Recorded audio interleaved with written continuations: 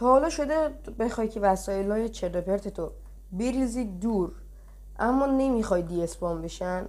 بیا این یه راه حل ساده است. برای این کار اول میایم چیکار میکنیم؟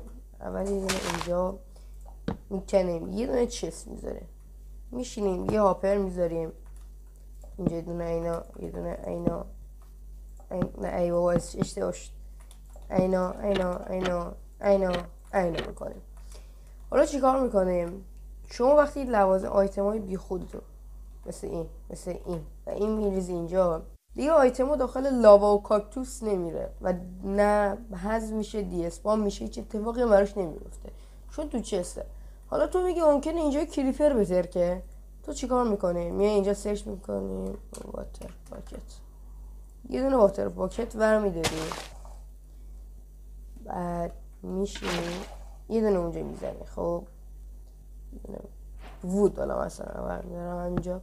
خب این از این. حالا اومد اون چست پرشه، تو چیکار میکنی؟ تو میای اینجوری میکنی، اینجا اینا رو میچینی اینجا. به همین راحتی دیگه لازم نیست ابزارا و لوازماتو بریزی توی لاوا و کاکتوس.